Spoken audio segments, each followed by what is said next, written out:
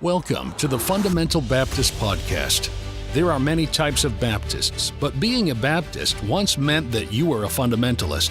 Over the years, many Baptists have strayed from the fundamentals and thus attack those who remain true to the faith. This podcast will address the issues surrounding what it means to be a fundamental Baptist. Somebody said, Brother House, fundamentalists are changing, aren't they? No, fundamentalists don't change. Folks quit being fundamentalists. God says when the troubles come, He said fight. You can't fight. He said withstand. You can't withstand. He said stand. What does it mean to stand? He said don't change. What? Don't change what? Number one, don't change what you believe. Here we will reason concerning the Scriptures about the doctrines we hold dear. We believe in souls being saved, lives being changed, and Bible doctrines being strengthened by the Word of God. We believe in the local church, soul winning, missions, and everything taught in the King James Bible. I thank God tonight for this wonderful Bible. You know, I thank God it's a perfect book, and I love the Bible.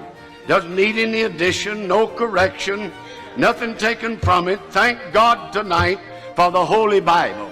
I like it just like it is. We are not ashamed of being fundamental Baptists, and we want to encourage others to remain true to the Bible, their Baptist heritage, and to not change what they have been given. You just stick with the book. You can't beat this book.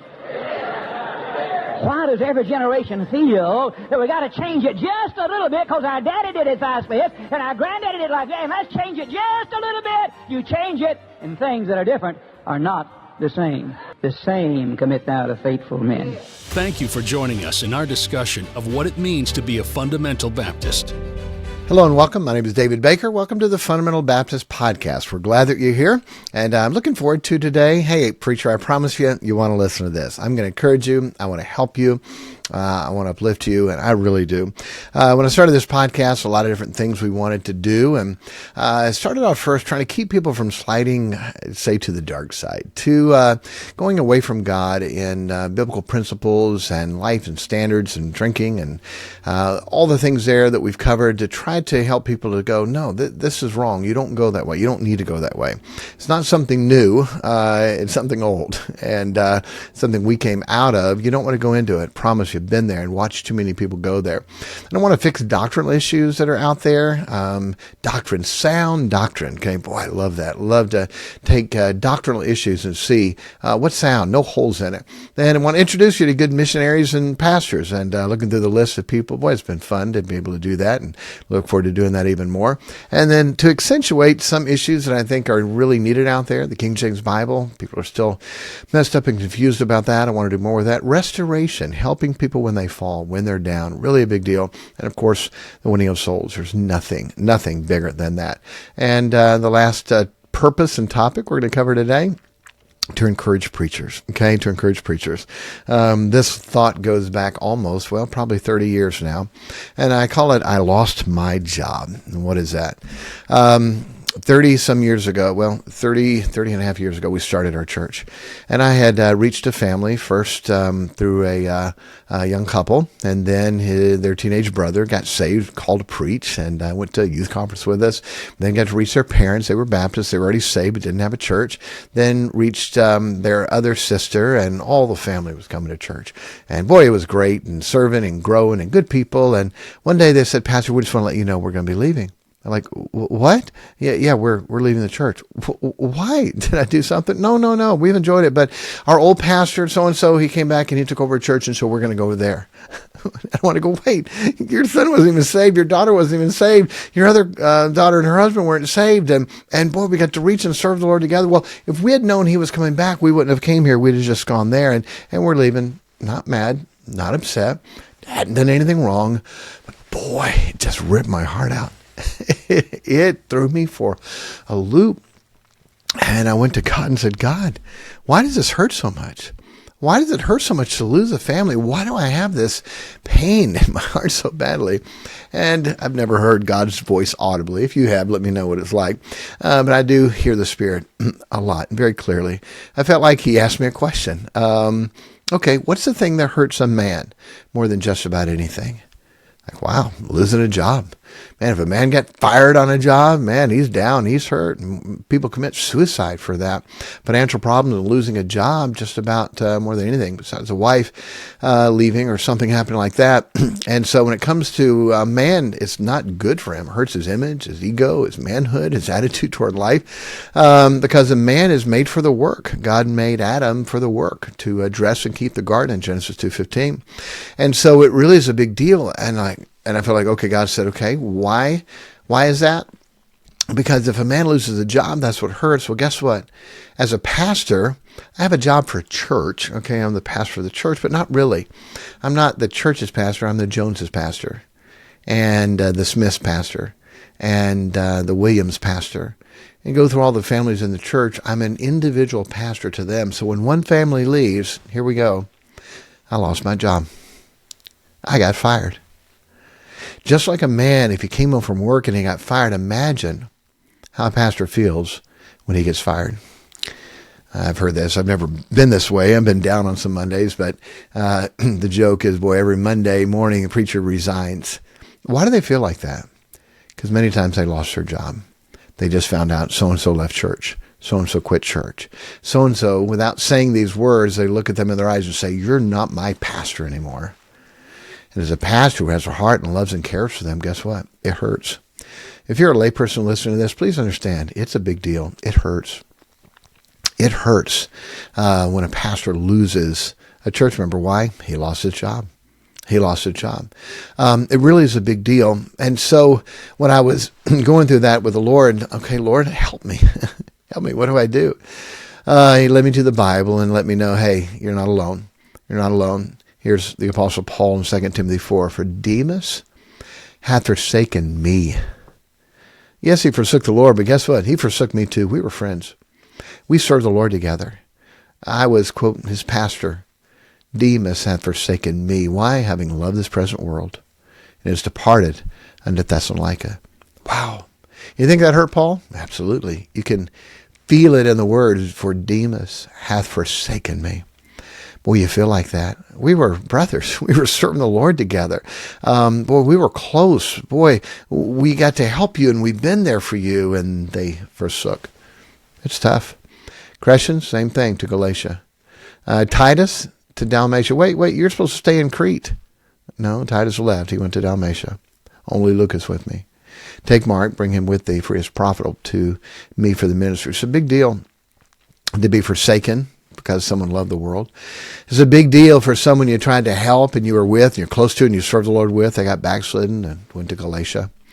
Titus, who said, hey, I'm helping you. I wrote a whole book to try to help you. Hey, stay in Crete, fix the things that are wanting, and then he doesn't, just goes to Dalmatia to play with the Dalmatian dogs. Okay, that's not true. Smile? Joke? All right. To play with these little spotted dogs. But when a true preacher loves someone and they leave, it hurts. I heard this a long time ago from an older preacher. He said, you know when you have a pastor's heart? When your worst church member leaves and you pray for them, you love them and wish they were back. Amen? Been there. It's a tough thing. Paul hurt. Only Luke is with me. Do you hear that? Do you hear that? It's a tough thing. By the way, parents, it's like losing a child going off into the world. It's about the same thing. My little children, I write into the Paul said often, you have many teachers, but one father, that person that led you to Christ. It's a big deal. It's like that. You've lost your job. Let me give you two simple things to help you. Okay, two simple things. Number one, try to get your job back. Try to get your job back. Paul got Mark back. Hey, bring Mark. Why? He's profitable to me for the ministry. Hey, they served together, and Mark quit and had a falling out. But guess what? Mark came back. Mark came back. What a big deal. If you have a prodigal son that goes away, what makes it better? When they come back to God. When they come back to God. You lose your job, try to get them back. Sometimes you can't. I have had people leave, and my question to them is, hey, have I done anything wrong? Is there anything I need to fix? Is there anything I need to make right? And if they do, then I try to fix it and make it right. Sometimes you can't because they don't want to make it right. There are other issues involved. But leave the door open. Let them know you love them. Let them know you care about them. I got a call years ago from a friend say, hey, you better get on Fundamentalist Forum, man. They're ripping you apart. They're tearing you apart. you need to go on there and defend yourself. Oh, great. So I go on there and I look, and they're using anonymous names. I know who they are by the stories they're telling. And boy, it broke my heart. The guy, like, what did I do to him? He's just ripping me up one side and down the other. I know the true story. I know where he's at and what he's done. I know his divorce. I know his bouncing in a bar. I know his drinking when he left church. I know all that. Get on there and try to destroy him? No, didn't say a thing. The other guy, I won't tell you too much of a story or people would know it, but very, very, very close to me. And I had done so much for him, and he's just ripping me. Like, what did I do? Didn't say anything. Tried to keep the door open. Years later, that first one that criticized me called and said, hey, can I talk to you? And I need to get married, and I need someone to do my pre-marriage counseling. And honestly, she's not saved. And in the pre-marriage counseling, I know you're going to do your best to show her how to go to heaven. Would you do that? Wow, sure. I got to do that. Led her to Christ. Got to marry them. Beautiful thing. Restored relationship. The other guy had to, his wife was going back to work and needed someone to watch her kids. And they went through all their friends and all their family and everybody they knew. Okay, who would we trust to take care of our children? They went through everybody. They came to us and said, honestly, we feel so bad. There's only one family that we thought trustworthy enough who we know would take care of our kids the right way, and it's you guys. We need to apologize to you for how we treated you, and we need to ask you if you would babysit our kids. Wow. Boy, I wanted to attack them. I wanted to tell them everything I knew about them. What's that going to do? Nothing. But leave the door open and love them and pray for them, and maybe one day you can restore the relationship again. Hey, if you get your job back, boy, what a restoration. What a joy that is. And many times through the years, someone who was upset, you're able to restore that again. I was at a funeral one time and saw a man that left years ago and, boy, just trashed me horribly. And I saw him at a funeral. Came up to him, said, good to see you. How you doing? He said, I'm doing good. So, by the way, I need to apologize to you. Okay. Years ago, I left, I trashed you, I said all bad things about you. He said, it had nothing to do with you. It was me. But I needed a way to justify myself, so I blamed it on you. Wow. Boy, that's neat. I didn't think I'd done anything to him, but, boy, you didn't know. Boy, it's a big deal. Hey, to have those friendships restored, what a big deal that is. If we trash them, if we get in the flesh, if we do what they did, we're not going to have an opportunity to do that. Yeah, God hasn't restored all of them yet, but guess what? In heaven he will. In heaven he will. Those people that are saved, guess what? In heaven, we'll be friends. We'll be close. And until then, I dream, okay, heaven will be restored. And hopefully down here we will be. The other thing that will help you when you lose your job, very simply, get another job. Get another job. Remember asking the Lord, okay, I understand I lost my job. Then that's how I hurt so much. God, what do I do? The Spirit, he said, go get another job. Oh, wow. Go find another family to help. Go find someone else to lead to Christ. Go find someone else to care about. Through 35 years of preaching, 30 and a half years of pastoring, and all the hurts and heartaches and hard times we've gone through, I've learned that one thing. Go get another job. Go encourage somebody. Go help somebody. When I was going through the worst time in the world, I got to lead a guy to Christ. Man, he got on fire. He got in church. He was excited. We went to all of his friends and got to lead them to Christ and get them in church. He was saying, hey, can I take that van and can I pick up people and bring them to church on Sunday night and Wednesday night? I said, sure. He started doing that. I still remember we went to see a friend of his that was dying. I've never seen in 35 years of preaching this. We walked in and there was a hospital bed there, but it had sides on it. It had sides on it, and it was to keep his body from overflowing through the floor. He had done drugs, and there's something that had broken down in his body, and his body was literally like jello. His whole body was. It was just taking on fluid, and if they didn't have the literally the walls around the bed, his body would have just spilled off. And he died a few days later, but we got to lead him to Christ. Guess what? Walking out of that house, he and I rejoicing that his friend got saved. Boy, it helped the hurt I was feeling from the people that I lost. Through the years, my schedule has said, okay, I go to the jail and I preach and help people. I've gone in there so many times, down, discouraged. Oh, I don't feel good. All right, I'm going to go in quick, give the plan of salvation, and leave. That's it. An hour and a half later, boy, I got to go, but my heart loves those guys. I walked out of the jail so many times with tears in my eyes. Lord, thank you. Thank you for giving me an opportunity to go and help these guys. They don't know what I'm going through. They don't know I just lost my job to 10 people. They don't know that I'm dying. All they know is we need some help, and he's coming in to help us. If you lost your job, do what? Hey, go get another job. Go find somebody else that you need to help. Somebody else who needs you. They're all over the place. Stop anywhere, okay? Stop anywhere. There's someone who needs you to help them.